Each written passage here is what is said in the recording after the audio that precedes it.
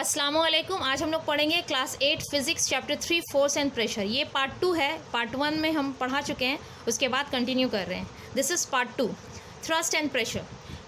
Page 40। When a book is placed on a table, it exerts a force equal to its own weight on the table. जब भी हम लोग book table पे रखते हैं तो उसका जो वेट होता है दैट एक्ट्स वर्टिकली डाउनवर्ड, और जैसे कि हम लोग जानते हैं कि वेट फोर्स के बराबर है जो एक्ट करता है vertically downward.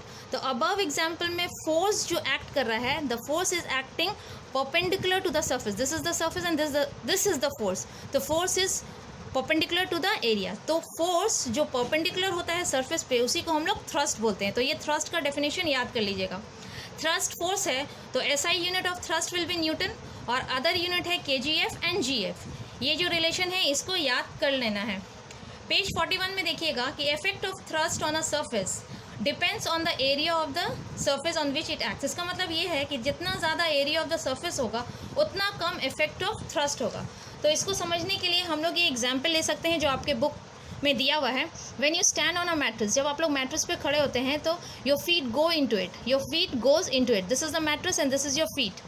But when you lie down on the same mattress, you find that your body does not go deep into it. लेकिन जब आप lie down होते हैं तो आपका the body does not go into it. इन दोनों cases में, case 1 और केस 2 में थ्रस्ट तो सेम है, लेकिन जब आप स्टैंड होते हैं मैट्रेस में केस 1 में तो जो फोर्स एक्ट करता है वो उस एरिया के बराबर है जो आपके फीट का एरिया है।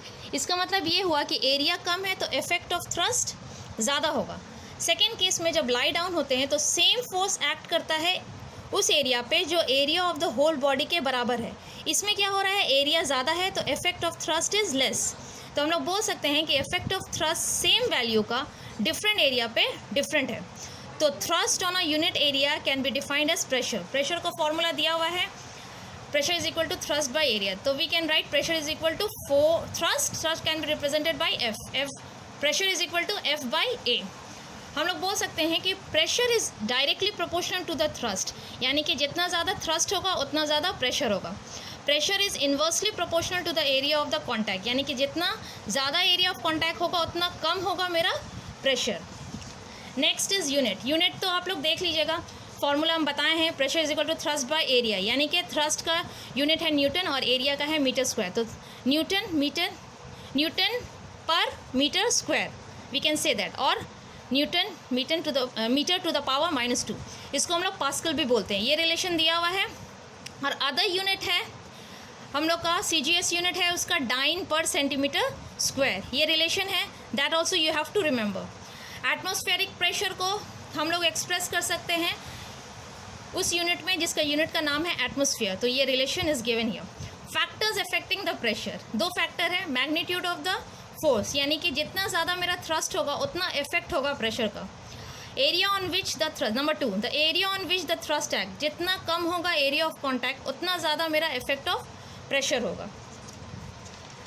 एंड पेज नंबर 42 में डिफ्रेंशिएट दिया हुआ है प्रेशर एंड थ्रस्ट का। 3 डिफरेंसेस है, आपको तीनों डिफरेंसेस याद कर लेना है।